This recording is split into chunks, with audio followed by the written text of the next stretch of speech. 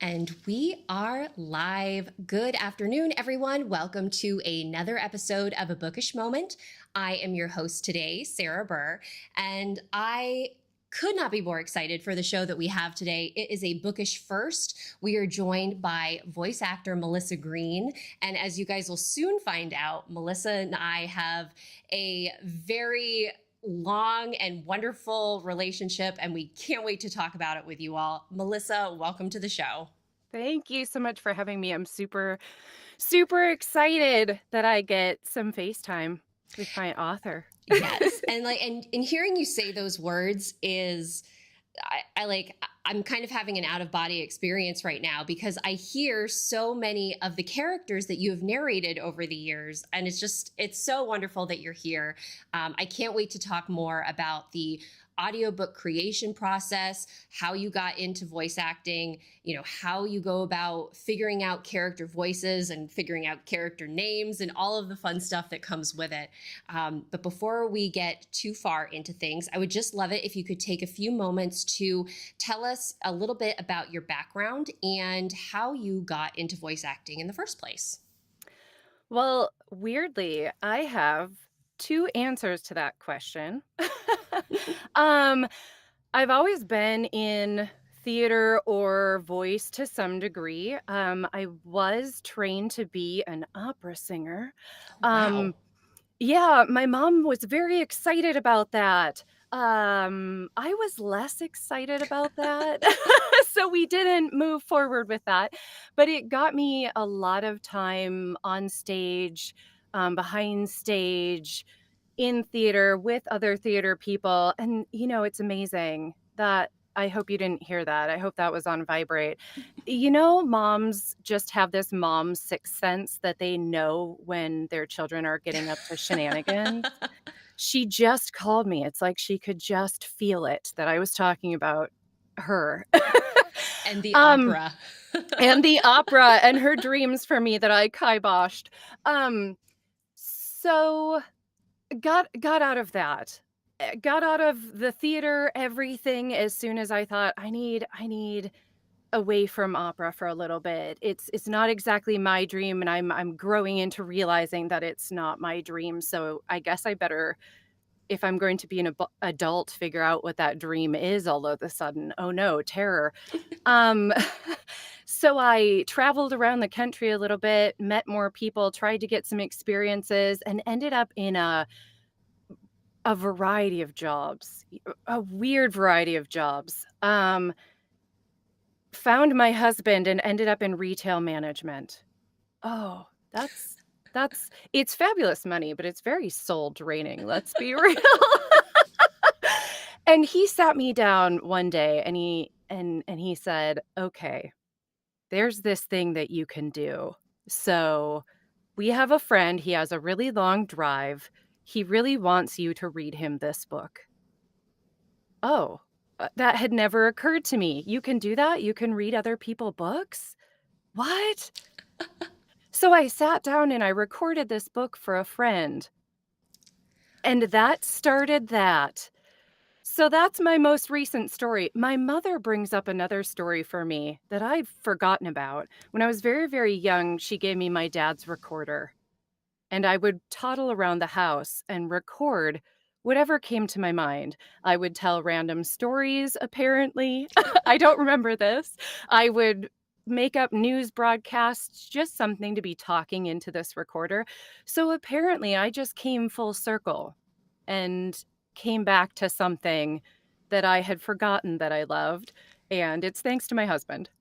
That's amazing because it's like it goes to show that like you have just since obviously since you were born you've loved to tell stories, and the fact that like you recorded a book so a friend could listen to, I like, to me that's wild. And I I would love to know how, just from a, especially since we have a lot of folks who are in the publishing industry that watch our show.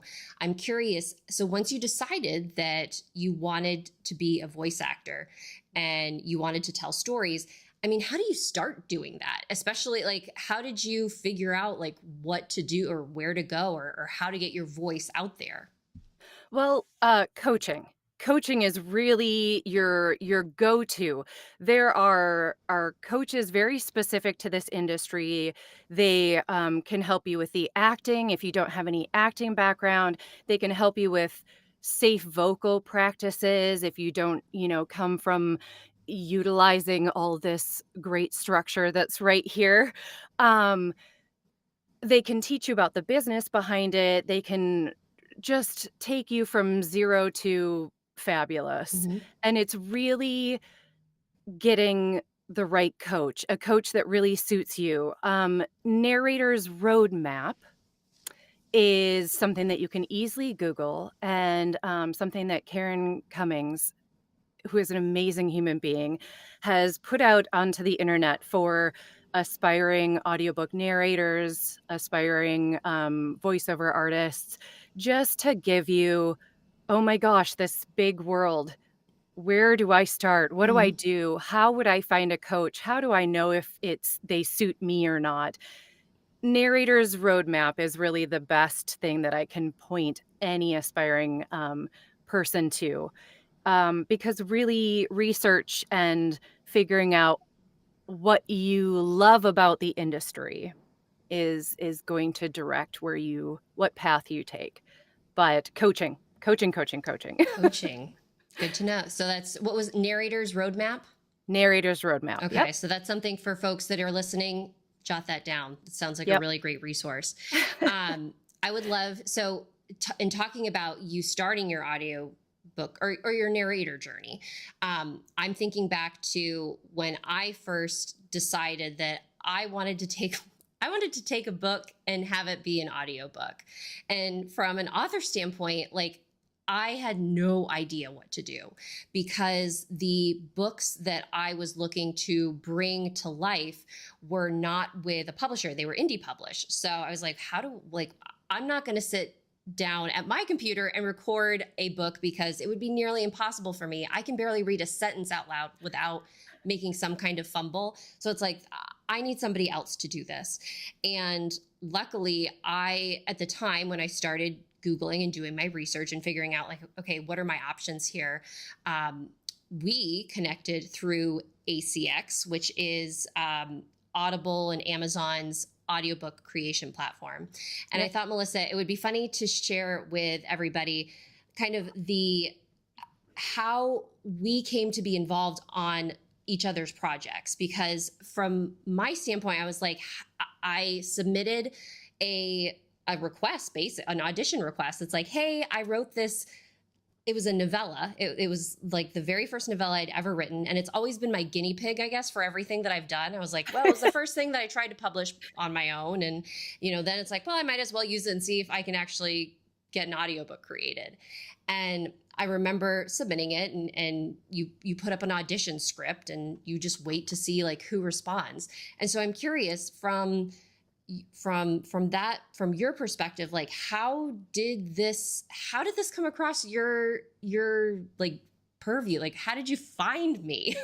Well, ACX, I mean, that is sort of a big hurdle, I think, especially now that there are so many people indie published, is this entire aspect used to be completely under the umbrella of publishers. A publisher would take on your book, and if they also did audiobooks, they would handle that. And I I personally, I've only been in this since 2019. So, there's been a lot of indie the entire time I've been around. So I can't really speak to how it was before, but I love being able to have any access to the author.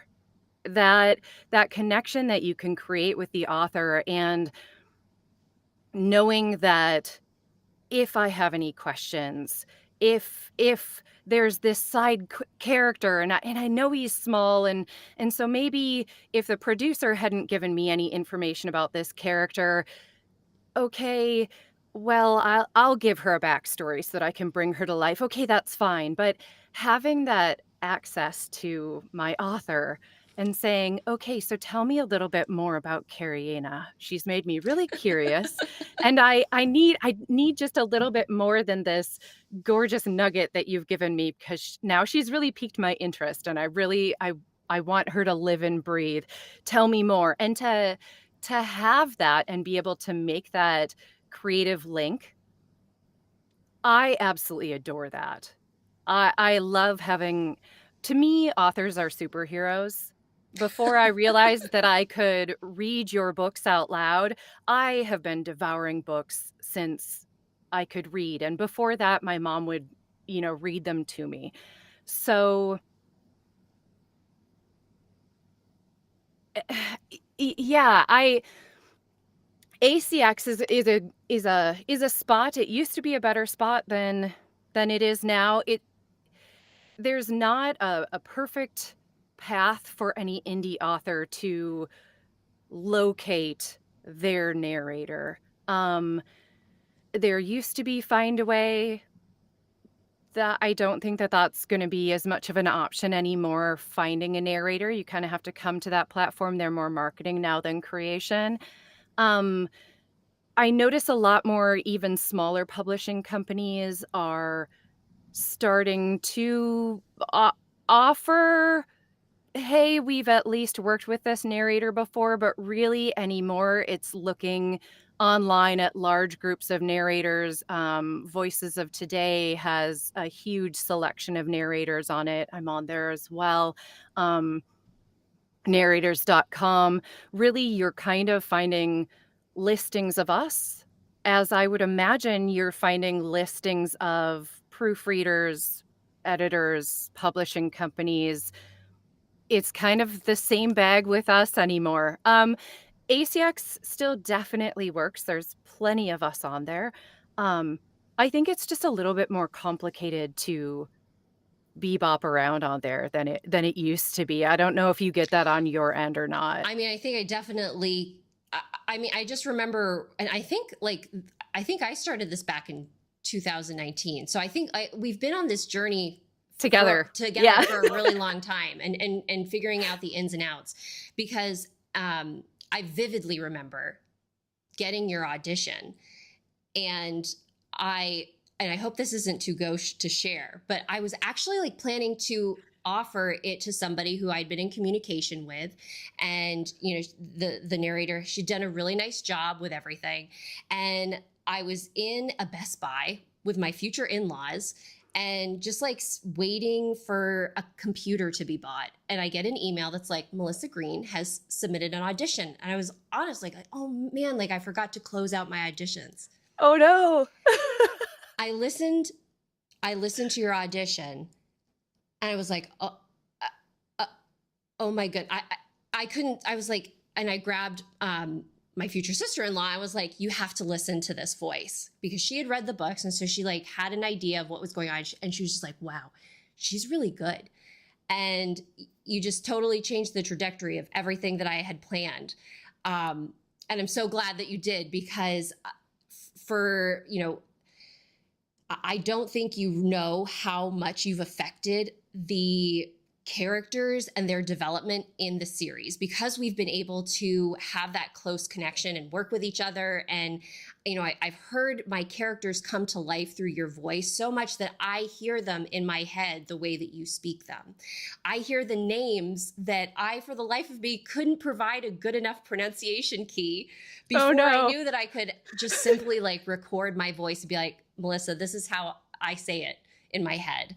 And I now hear all of their names said the way that you say them. And you've just like elevated the series so much. And I just think about that moment where I was like, wow, like I just remember it in my mind. It's like, wow, like this, she gets it. She knows these characters. And God, how many audiobooks have we done now? 14, 16? It's like 16, I think. Yeah. so Yeah. We're a powerhouse. it's been, this is the first time that I think that we've actually, you know, we're at the point where I need to write more books for you to narrate. Because we did everything in my back catalog, and it's just been quite amazing. And for our viewers today who are joining us, we do have a very special giveaway for since you're hearing the conversations that Melissa and I are having about the audiobooks that we've done together. We really wanted to be able to share that with you all and be able to have you enjoy some of Melissa's hard work. So as we take a brief pause to talk about our giveaway, for those of you who've watched the show before, we're doing things a little bit differently today because it's the season of giving, and I want to give away as many books as possible. So for our giveaway opportunity, I am asking you to email me at giveaways@itsbookishtime.com. I'm going to put the email into the chat for you. And tell me what title you would like. We have my very first project that Melissa narrated, which was a little novella called The Ducal Detective. It's only 3 hours long, so if you're not really into audiobooks and you're not sure if you want to make like a huge commitment, this is the place to start. It's where our relationship started. If you'd like something a little bit more beastie and can really sink your teeth into it, we have the full Ducal Detective Mysteries, which is 6 stories in one. Melissa, do you remember how many hours that turned out to be? Wasn't it like, I think it's 18. I think it's more than that. I think It it's like might be more 28. than I that. think it's around like 26, 28. It's pretty tough It for like the length, but like it flies by and people will be enchanted by it. And that's the very first book in the Court of Mystery series that sets up my crime-solving Duchess Jacqueline. And you can be immersed in the cozy fantasy of the realm of virtues. And then also we have You Can't Handle the Truth, which, Melissa, that was the first cozy mystery, like really cozy mystery that we did together. And I have to say that I couldn't wait to hear your cozy voice after kind of the regal, British accent that you do for most of the Court of Mystery series. I was really excited to just like hear you as an American and hear just like how those characters came to life.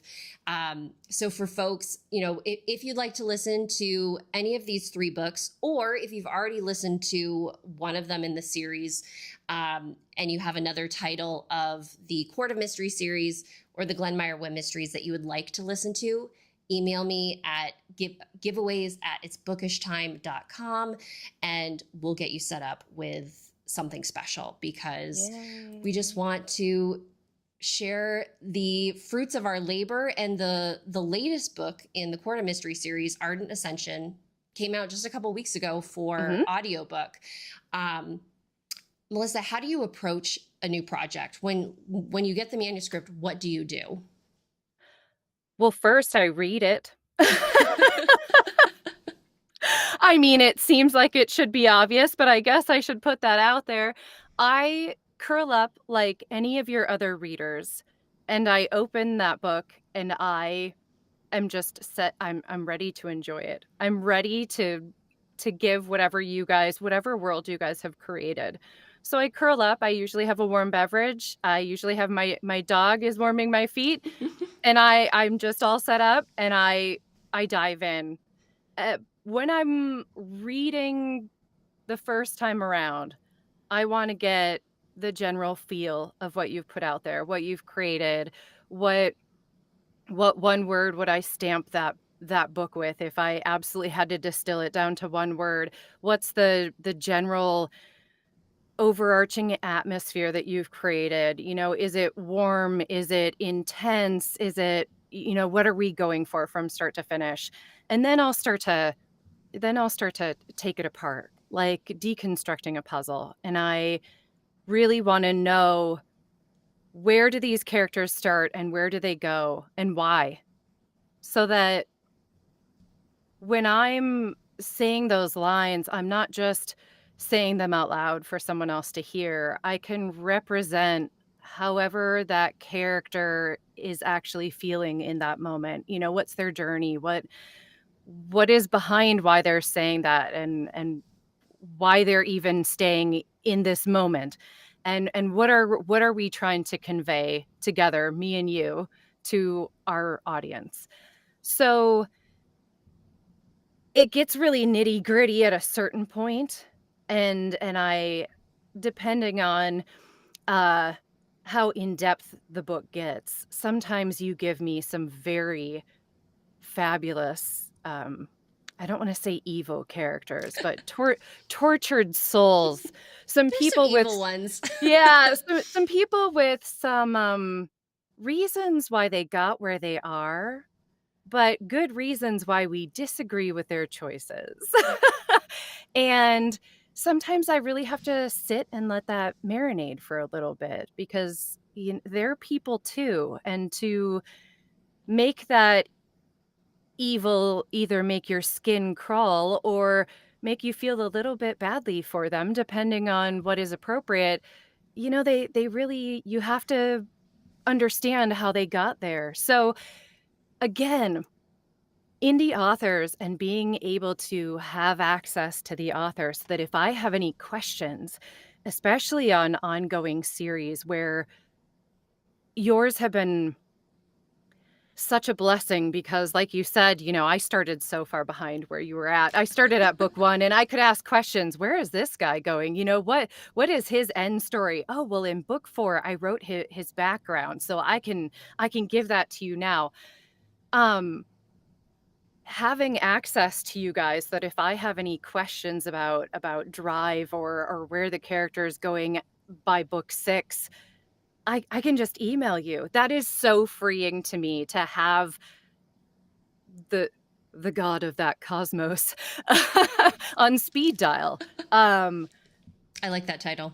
Right? Yeah. I mean, you guys really are, not to fangirl too much, but authors really, I think, I'm sure it's very easy to get caught up in, once the book is done, and really pulling it apart with your editors or with your primary readers, and oh gosh, that didn't come across right, or you know, any number of things that must go through your creative psyche to really compile this, what's going on in your head, into something that we can ingest.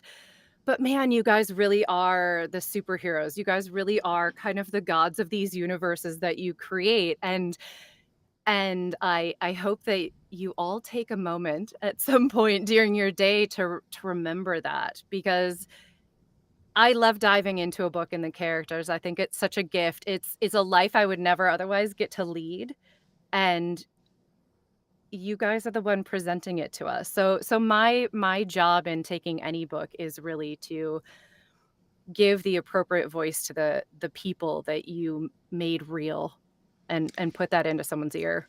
Well, thank you. Number one, that's extremely kind of you to say. And you know, thinking back about some of the responses that I sent you for those questions that you had, where it was like, you know, what's this person's like end game or end goal? And I was like, well, in book 8, like, you know, this happens. But as we started working together and I began to hear your interpretation of these characters, you know, I will freely admit that there was a major character for a long period. Like, as soon as I started writing the series, I was like, he's going to get killed off. Oh They're no. going to get killed off. And as I'm listening to your performances and hearing how sympathetic and like, oh, like there's something about this character that you've captured that I didn't realize was there, I think. And as the series went on, I began thinking like, I think I've made a mistake in setting it up for this individual to meet their end. And once I made the decision that I was not going to kill them off, but I had been so far in the series at that point with books published where I'd laid the groundwork that I was like, how do I get myself out of this? How do I get these characters back on track?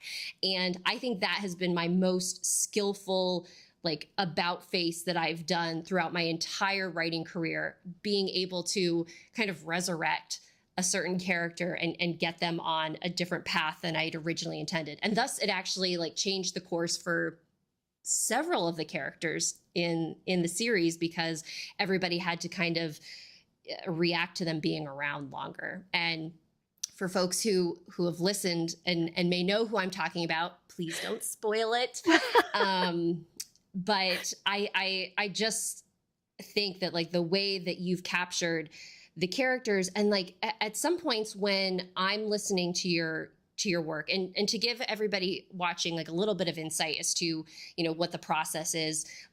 I give Melissa the manuscript. She spends her time with it. She sends me her questions, and then she starts to give me chapters, and I listen to the chapters, and I can be like, oh, like this character is from this different region of the realm of virtue, so maybe their accent sounds a little bit different, or this character's name is pronounced this way, or because I have a lot of crazy names that I've given you over the years. And I always feel like, oh man, like that was kind of mean, that was mean to do. And then it's just, there are some times where I'm like, ooh, hearing this sentence out loud makes me realize that this was a poorly written sentence. And because these are independently published, I have the ability to make those changes, upload the edits and all of that good stuff. So I can be like, hey, Melissa, I made a mistake. Like, can we swap this out?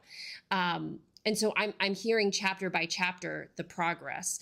And there are just some moments where you will say a line and I'm like, how did she know how to say that? Because in my mind, I like heard it exactly as you said it, but maybe I didn't provide like all of the context clues that I needed to get. Like there are just some times where I'm like, how do you know how to say these things?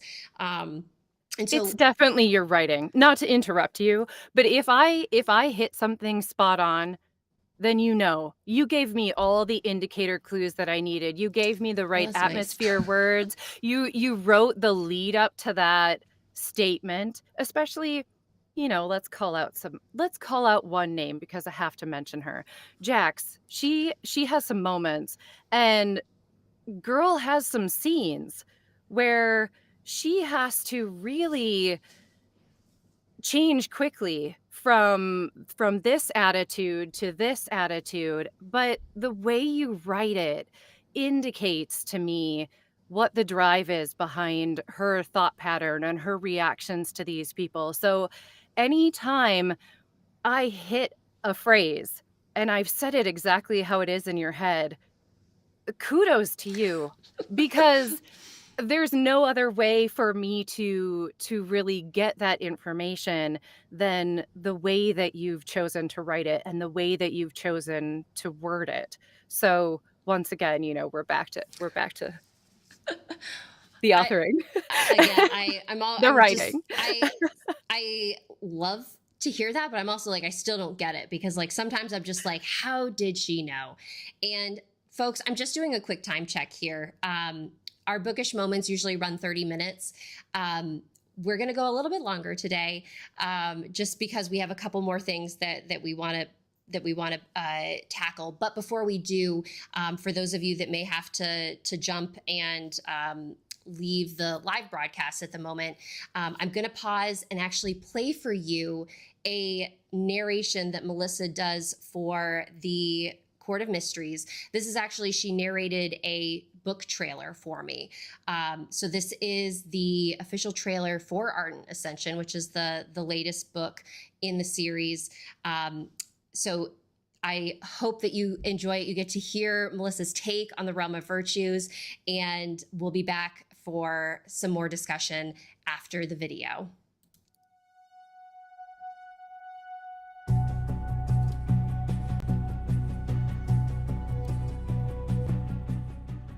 Duchess Jacqueline Arienta Xavier has returned to Saphir at long last. After months of being away from her homeland, Jax is looking forward to spending her days working to better the lives of her people. Yet, shortly after her return to court, Jax receives a letter from the Earl of Croxford, requesting her presence at an engagement party for the Earl's nephew, Yanis, and Lady Uma Dara. Happy to celebrate Uma's upcoming nuptials, Jax, Perry, and their friends set out for what is sure to be a joyous weekend full of love and laughter. However, the atmosphere is anything but festive once they arrive at the Grand Saphirian estate. The Croxfords are all on edge, and Jax begins to wonder what secrets Uma's future in-laws are hiding. Things take a turn for the worse when a man is found dead the morning after a vicious storm. With Uma's happiness at stake, Jax and her companions are determined to uncover who amongst them is a killer. After all, it isn't really a royal affair without a murder to solve. Murder comes uninvited in Ardent Ascension, a Court of Mystery novel.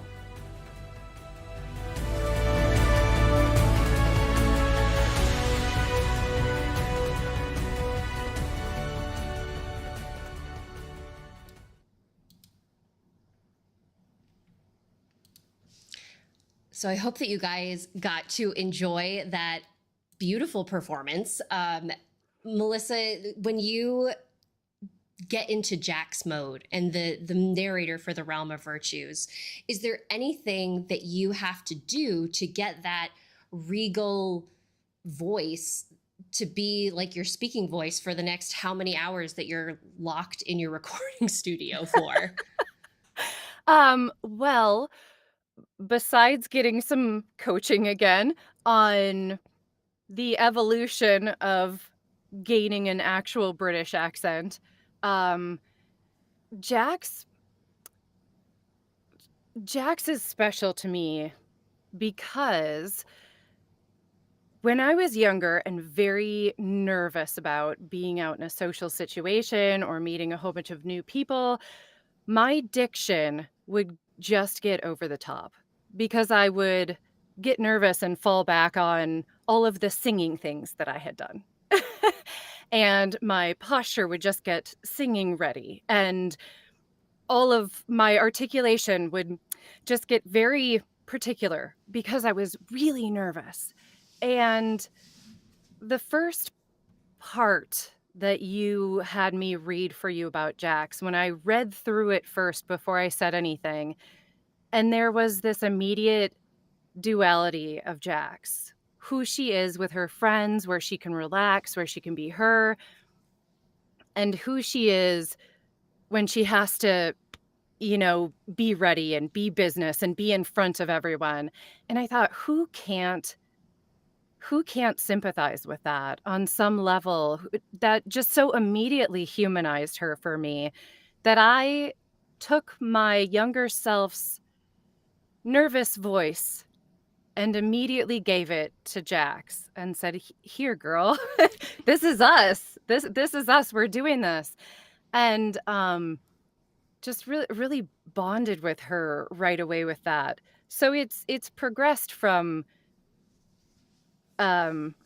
very tight diction to hopefully much closer to any sort of actual London accent, but it is fantasy, so we do leave it a bit loose there so that no one gets upset at anything for any reason.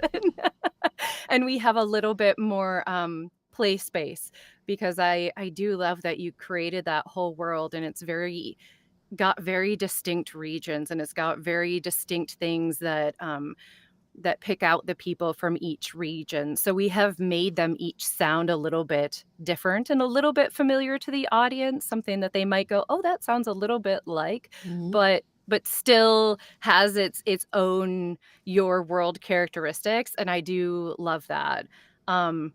So getting in Jax's head for me, of all of your characters, she's my safe space She's my gal. Aw. So, she is honestly my easiest character to just go, "Oh, I'm just gonna spend all day with Jax. We're just gonna chill out together. This is gonna be fine."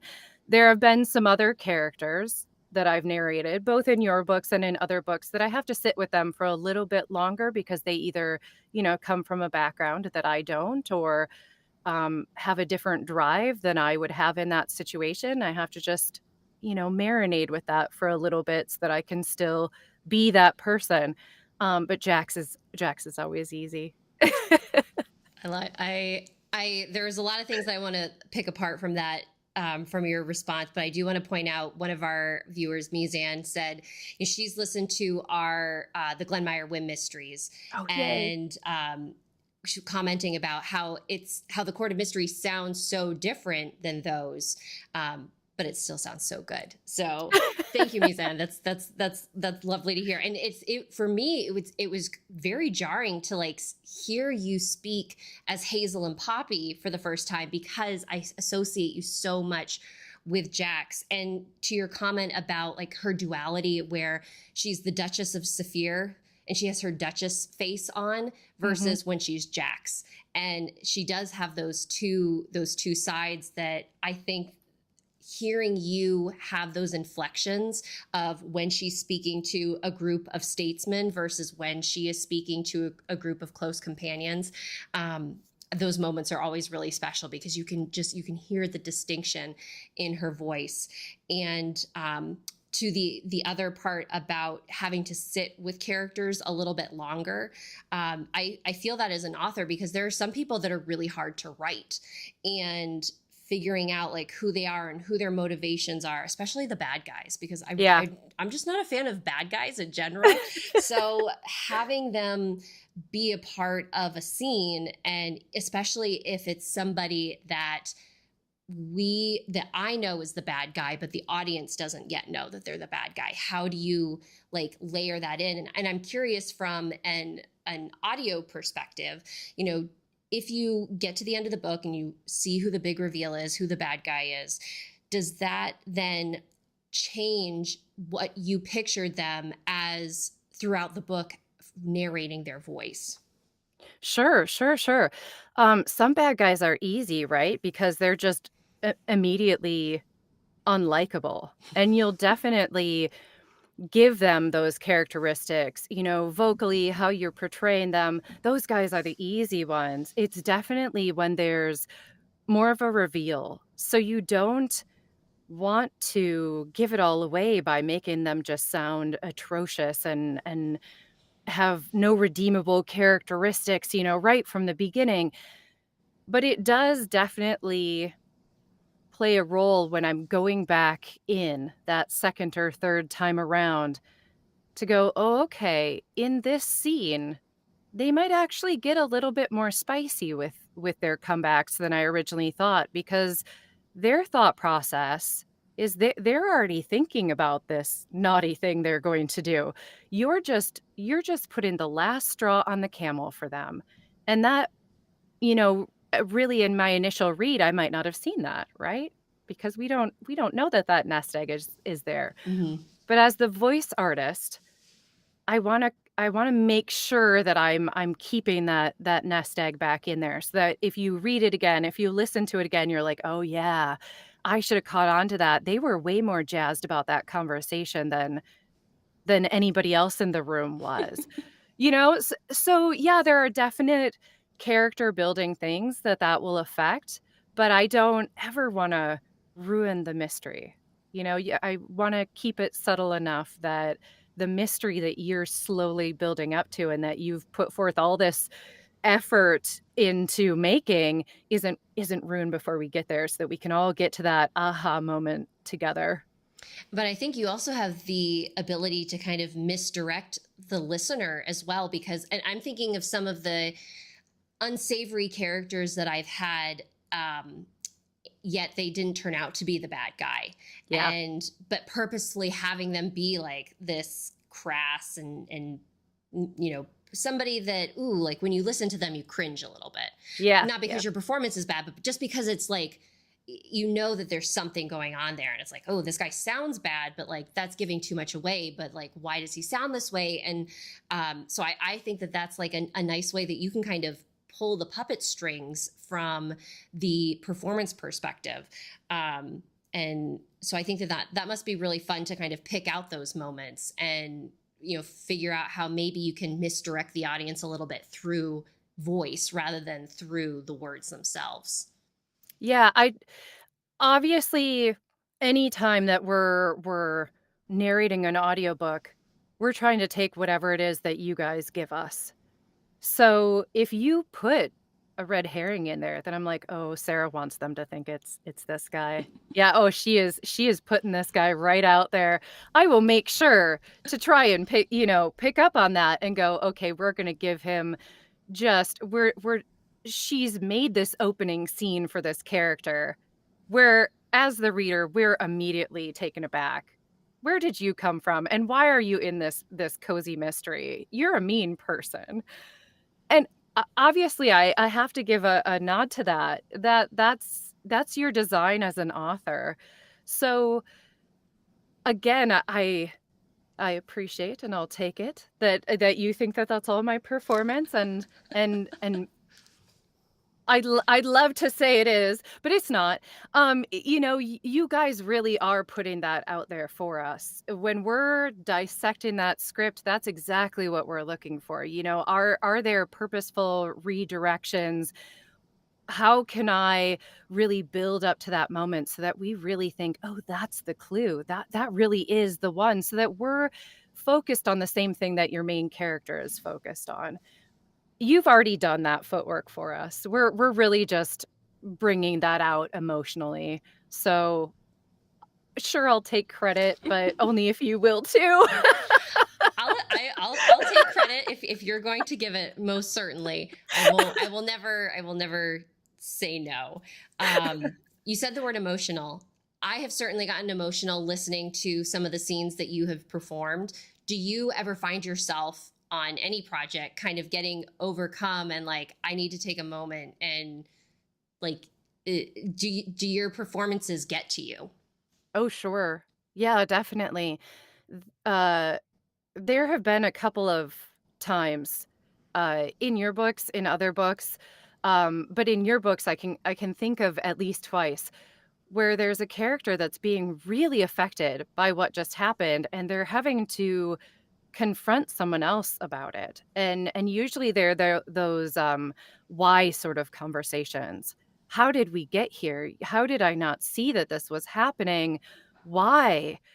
And when you're portraying that, when you're in that conversation, again, who hasn't had that conversation? Who hasn't felt sideswiped at some point by a close friend that was very upset about something that you didn't know, you didn't even remember you'd said, or any of those situations. There have been a few times like that I've had to go, okay, yes, I really want the listener to hear the emotional content of this, and I want these characters to be emotional, but I've got to take a second here, go have a hot cocoa, or raise it back up again a little bit, because the narrator's voice themselves, I can't. No one wants to listen to this, that's not getting us anywhere. So being able to keep that balance, sometimes Mhm. I do have to pull back away from it, especially if it brings up any sort of personal memory that I'm using to help with the emotional content, but maybe have to go digest for a second. That's definitely true. Do you run into that when you're writing the scenes? I I feel like such a cold person. I think when I get emotional is when I'm reading them back to myself, not Sure. necessarily in the moment. I think there was one time, oh gosh, I can't remember what it even. I think it had to do. It was in the Glenmire Wim mysteries, and it had to do with animals. So obviously, anything that's Mm, animal related, I'm like, oh, I'm gone. yeah. But I was like weeping while I was writing it, and it wasn't even like a sad thing. It was like a very happy scene. Um, And so, but most of the time when I get emotional is when I'm rereading the work, because I think when I'm in the moment, I'm just like furiously getting this information down and into some type of coherent thought. Whereas when I can take that time to digest and go back and say, like, did I put the periods and the commas in the right spot? Which is usually no. Yeah. I that's when I'm like, wow, like this packs a punch. And so I think that's that's when I'm like, oh man, like I'm a writer, because I feel it. And sometimes I don't know if I always feel everything that my readers are feeling in the manuscript, because I'm the one, my first level of emotion is terror, Mm, because it's, this is what I'm giving to you, and I hope that you like it. And if you don't like it, it's my soul. So like, how do I balance that? yeah. Um, so once I get past the terror, that's when I can actually kind of process all of those emotions that are going on. If that makes sense. I mean, it does, because I've often wondered, especially for cozy mysteries or murder mysteries, you have to ruthlessly go out and kill someone. And then Mhm. you have to very strategically, give us the clues that led up to that, and, give us these scenes sometimes where you kind of have to take the emotionality out of it so that the clues will present themselves, and investigating a scene even where you're just picking up objects from someone else's life. It does strike me that I think mystery authors have to have a ruthless side to them. I would very much agree. And as we discuss that, I'm going to flip over once more to our giveaway information, just so that folks know what is up for giveaway. Remember, email me giveaways at itsbookishtime.com and your choice of the title that you would like to listen to. Um, the fact that you just brought that up, Melissa, it's really funny, because I was doing a panel a couple of weeks ago and somebody asked what the biggest challenge was for me as writing like amateur sleuth mystery. So I'm not writing, police procedurals and following all these institutionalized rules. And my answer may have been flippant, but it was like very, very true. I always have to like check myself that my characters aren't having too much fun solving a murder mystery, because I do have to remember, like, someone has died, there's a victim that's lost their life, there's their family around them that is dealing with this tragedy. Yet you have my group of friends, while they are investigating this mystery, they're having the time of their life. And so having to kind of reel that in and make sure that folks know that, yes, this is lighthearted, this is what the genre is, but we still have to have that level of respect and um, and realism to it, so that people don't see our characters as like these kind of cruel people that take pleasure in, like, oh yeah, like somebody else died, let's go solve a mystery, even though they're the ones that are really enjoying this, and have fun with the experiences that that they're having, even though these experiences are because someone has lost their life. So yeah, there is that like level of ruthlessness to it, in the fact that like we're creating entertainment from something that's very sad in reality, and having to balance that and give the audience the lightness that they're expecting from the genre, but also like the reminder of, we are still trying to bring someone to justice and do what's right in the world. Yeah, yeah. So I'm gonna do it again, ruthlessly. I'm gonna ruthlessly fangirl again. But um because you say that, some of your group scenes that you write are both my, as a narrator, most challenging scenes, because there are just so many people present and so many different drivers and emotional states that I have to switch back between. It kind of reminds me that yes, I do work in a padded box for a reason. But some of your big group scenes, I I really have to admire, because there's so much going on in them by way of, witty banter, lots of jokes, lots of, lighthearted playing around, but also the nitty-gritty of these people's lives, and sometimes some really in-depth arguments, or people just absolutely flying off in a rage, or people trying to keep it together for a state dinner, and be this voice within the crowd, or um someone getting really passionate about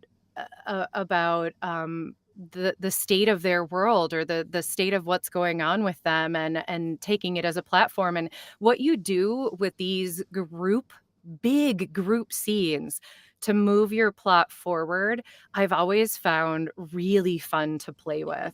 And I always like that, because it's not super often, especially in cozies, or in more dialed in fantasies where you're following just maybe a small group of main characters. It's very rare that you get these big scenes where you want to pay attention to each character, and it's not just some no name yelling out of the crowd to move our main character forward. So the fact that you take the time with those big scenes to make us feel like we're sitting down at that dinner table with them and we're present. And is it going to be like that uncomfortable Thanksgiving argument that we're all going to have to sit here for? Is it going to be that attitude? Or, what's happening at the dinner table today? I just find that so real. That's such a cool way to bring your characters more to life, give them more of a way to just express themselves. And your use of, we're gonna all get together and eat and chat and be here. I just love that atmosphere. I love what that makes. You've taken so many scenes there and either created close bonding moments that just kind of make a person kind of want to tear up, because everybody's I'm thinking of, Paradise Plagued. There's definitely a scene in there where all the main characters have gotten back together and they're touching back in with each other, and they're really having a moment that, oh my goodness, we're all together, the gang's all together, Mhm. you're feeling that. And then there are some moments in some of the other ones where, oh my gosh, this is the family dinner that no one ever wants to have. What? Well, I have so many banquets, like especially like there's always this like a grand state banquet or a family dinner or some type of welcome meal or what have you. Like they're always related with food. They do, I think Jax and her friends like do their best problem solving when it's like, okay, let's sit around the table, let's eat our food, and let's think about this mystery. And when I write those scenes, I'm like, oh my gosh, I'm at the banquet table again. Like, how do I make this different than it was in the last book or in the last scene? Like, how do I give new life to it? And that's always super complicated, especially for the big ones, because I'll get to the end of the scene and realize, like, wait, like three of my major characters haven't said anything for the last 10 pages. Like, and sometimes I will get that when I'm revising. Sometimes my editor will be like, what happened to Perry in this scene? Like, why wouldn't he stand up and defend his wife if somebody is, sullying her honor? And I'm like, that's a great point. And these characters, begin to fall through the cracks in those big moments. And so I often find myself like whittling down my cast, to I was just looking at, as I was getting ready to outline the next book in the series, I was reviewing the outline that I wrote for Ardent Ascension, and realized that, I had a lot of these notes where like, I don't think Henry needs to be in this book at all because it's too many characters. And so he was in the initial draft, and then I just cut him out because it's like I can't balance another person in the mix. So there are times where people get cut, and I think poor Sabine and Uma have also kind of been redirected. It's like, I can't have this many people traveling, so they're going to stay behind, and the book changes because of that. And so it's really hard to juggle all those people. So I'm glad that you find that it's entertaining, at least, and that it seems to work. That's gotta be such an interesting process because to to read a group scene like that and not have any of the lines come out at me where I'm like, "No, wait a minute. Who said that?" Or, "But why would you be the person to say that? Why does that make you get all hot and bothered? You have nothing to do," that you can create scenes like that and still keep all of the characters so true to themselves and as fully fleshed people. I again, author magic. Well, this conversation has definitely gotten me like very much inspired to, you know, uh, to focus my energy and time and working on the next Court of Mystery novel, because you guys Yay. know that I have been going like a million miles an hour with all of the different series that I'm working on. And I have been dragging my feet because the next book is, in theory, the last book in this story arc. And then Jax's, her, I don't want to give too much away, but her story will conclude in some manner. But I have ideas for spin-off series and so forth, so that the Realm of Virtues is still going to carry on. But like coming to, figure out like, how do I wrap all of this up in a succinct manner that will satisfy the reader and be like, okay, like this is what I needed it to be. It's really challenging and really daunting, but I have taken heart in this conversation and will continue on. And this conversation has taken us into almost an hour of time. Oh gosh. I told you that this would fly by, Melissa, when we connected. And for folks watching our Bookish Moment, we really appreciate you hanging in here for this conversation. I hope that it has been very enlightening about how a voice actor attacks a manuscript and figures out how to bring these characters to life. Because for me, it's been really fascinating to kind of see these different moments and how you approach each of your projects, Melissa. So thank you so much for sharing that with us today. Thank you for having me. I am so excited to be on. And, I'm so excited to be able to finally get to chat with you one-on-one instead of vicariously through all of your characters and a plethora of emails. You're very patient about that. It's been absolutely great, and I hope that you've gotten the information that you were seeking because you very generously just let me spool on about what I do when I'm reading your books. Oh no, I have been spellbound, and especially since hearing you speak is just like, oh, like it just feels so like warm and natural. So it's like I just love listening to you talk. So it's been a pleasure to have you here. For folks joining us, thank you so much for being here. We really appreciate you being a part of the live conversation. Of course, remember that fabulous giveaway that we have. We've got codes galore. Again, any book that Melissa has narrated for me is really up for grabs at this point. If you're looking to explore the Realm of Virtues, we've talked a lot about that for the past hour. Hopefully we've piqued your interest a little bit. Reach out to me at giveaways@itsbookishtime.com. I will be closing the kind of giveaway window at 8 p.m. Eastern this evening. So don't delay in sending me a note. And I will work on responding to you tomorrow morning because I have to also prepare for another bookish hour that we have tomorrow evening. We are going to be joined by Christina Romeril. She is the author of A Nutcracker Nightmare, to get us into the Christmas spirit, which I'm super excited about. So I hope that you guys can tune in at 8 p.m. Eastern for our show with Christina. Again, Melissa, thank you so much for being here. It's been such a pleasure to speak with you.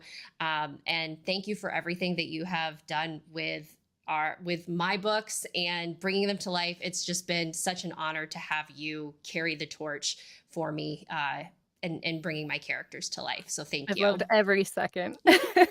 Wonderful. Well, again, everyone, thanks again for being here. And until we see you again, stay bookish. Have a good night, everybody.